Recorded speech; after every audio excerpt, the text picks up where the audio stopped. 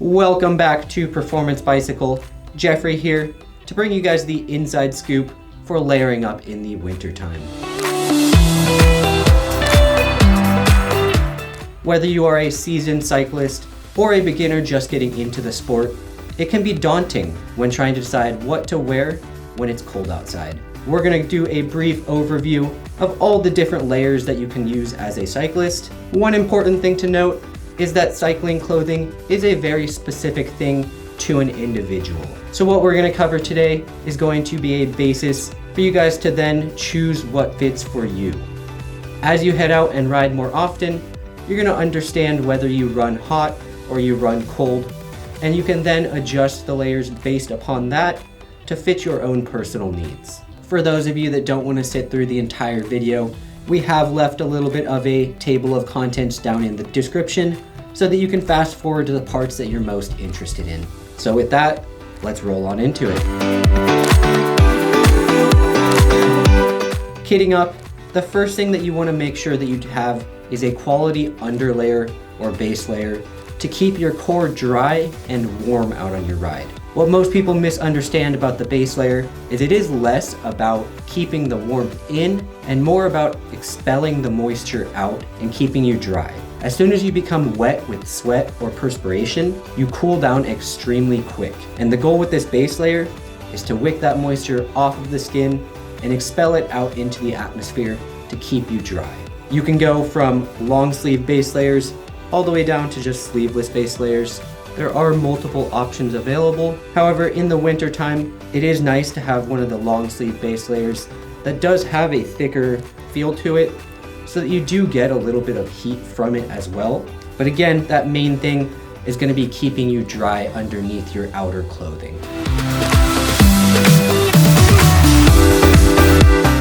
Next up, we come to jerseys. When it comes to jerseys, there are multiple options. You have short sleeve, you have long sleeve, you have thermal long sleeve.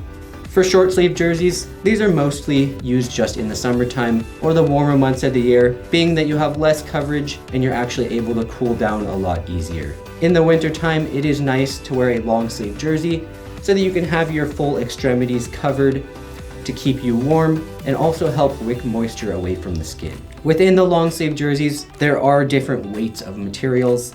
There are thin summer weight jerseys as well as thicker thermal insulated jerseys. In the wintertime, the thermal ones can be very nice. It is going to depend heavily on where you are riding and the different weather that you may encounter on your ride.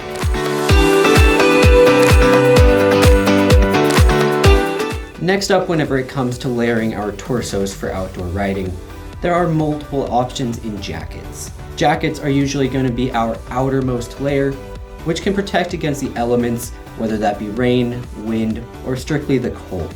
An insider tip when it comes to jackets, try and have some visible colors or some reflectivity on your jacket, strictly because if it's bad weather outside and you need a rain jacket, chances are drivers, other people out on the road are not going to have as good a visibility as typical, so the brighter you can be, the safer you will be out on the road.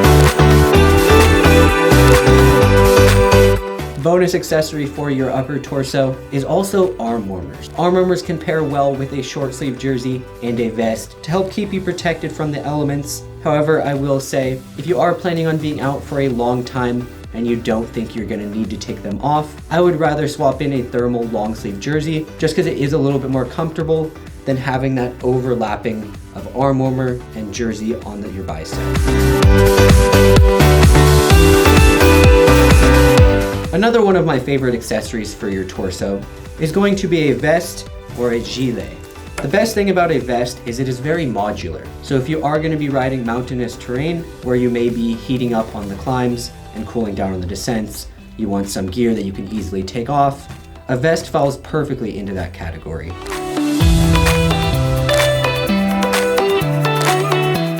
Next up, we are going to cover the lower body layers. When it comes to covering up our legs on rides, there are many options that you can choose from. We have bib shorts, we have thermal bib tights, we have over tights, or you can just go with the old-fashioned method of shorts and leg warmers. However, there is a proper way to do it to make yourself the most comfortable on a ride. When it comes to true cold weather riding, bib shorts are not going to always be the best option.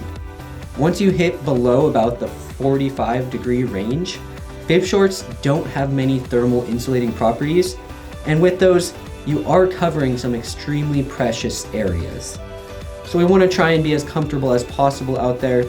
So with that, if you are encountering extremely cold temperatures, maybe you should layer up with either an over tight or a full-blown bib tight. When it comes to warmers, there are multiple options. You can go full-on leg warmers, or you can just go with half knee warmers. Knee warmers are obviously going to be for some of those warmer rides where you just want a little bit extra warmth on your knees. One thing to note is when you are layering up your lower body, I like to not throw on too many layers, because if you end up with 3 layers on your legs, it can make that pedal stroke feel cumbersome. So the less layers you have on your legs, the easier it's going to be to pedal and the more comfortable you remain.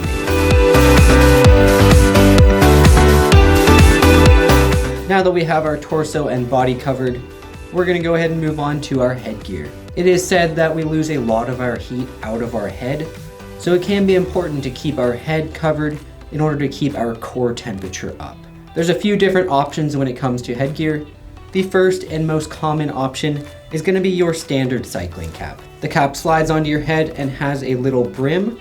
A lot of times the brim can be used to shed off unwanted water or road spray from coming in front of you. It can also help alleviate anything from dripping off of your helmet down into your face. Skull caps are typically like a half beanie. It's not going to come fully down on your head, but a lot of times they will cover your ears. Simply slide it on like a beanie, and you will see it comes down to about your mid forehead and pretty far down on the back of your head. The more coverage you can get, the warmer you're going to stay. The nice thing with skull caps is they do tend to not be very bulky as well, meaning you can simply throw it under your current helmet. You're not going to need to go up a size, and it is very comfortable, almost as if it's not there. A neck thing, a thingy, a gaiter, whatever you want to call it. It looks like a hood without a head on top. You want to slide this over, it will protect your neck. You can also use it to pull up and over your lower face. One thing, they can be kind of hard to breathe through, so whenever you do have it pulled up, it can cause your glasses to fog up. Talking about vision, we also want to take into account glasses. When it's raining out, when it's gloomy, visibility is not always great, so you want to enhance your own visibility as much as you can. And a clear lens does just that.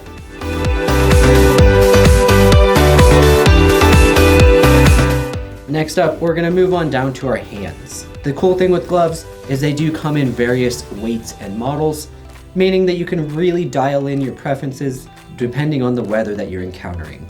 Some of my favorite are these simple woven gloves. They're very basic, but they do provide a lot of warmth. A bonus tip, these days a lot of gloves come with extra technology, and the best thing to do is look for some of those that are touchscreen compatible so that you can still send those texts or emergency calls whenever you need to on your ride. We all know you want to capture those pictures for the gram, so with touchscreen compatible gloves, it allows you to do that.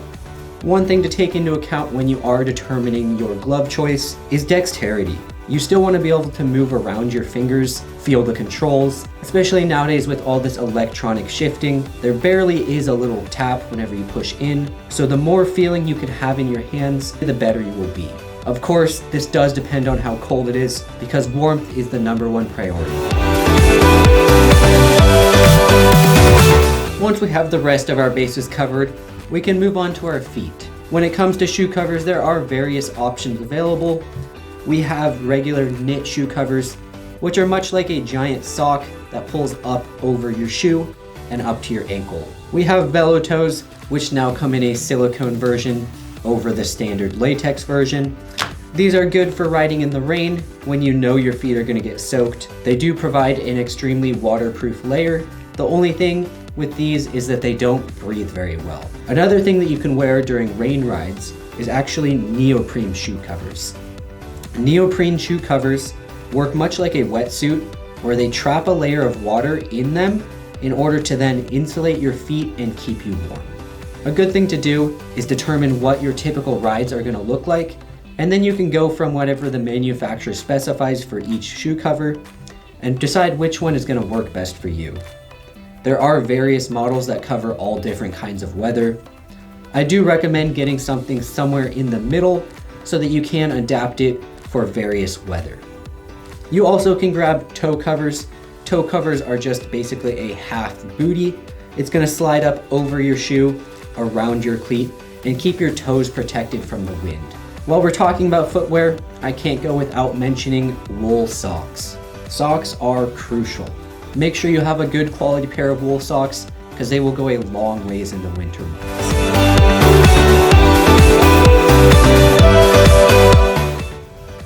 The last thing we're going to do is wrap up with a few insider tips, just to give you a little heads up. The first thing that I want to say is whenever you're heading out for a cold ride, it is a good idea to start out a little bit cold. When you start your ride, if you do feel a little bit chilly, don't worry. Once you start pedaling, your body is going to warm up very quick. Next tip, visibility is everything. Add high-vis colors, reflectivity. Being visible out on the road is one of the most essential things during the winter months. Whether it's raining, whether it's just gloomy, drivers are already distracted enough, so you want to be as visible for them as possible. Next tip, tape up the vents on your shoes. The more air that flows into your shoes, the cooler you're going to be. So if you tape up those vents to prevent the airflow into your shoes, your feet are just going to stay warmer on your rides. And last but not least, you do get what you pay for. Some of this cycling equipment can be extremely expensive. We understand. That's why we want to provide you guys with affordable options. But do know those high quality, high price tag items are going to work a little bit better than their counterparts. So do take that into account when you are building up your wardrobe. A few high dollar items here and there goes a long ways. Thank you guys for watching. I hope you learned a little bit about cold weather riding gear. Now go out, fend off that cold weather, and enjoy your ride.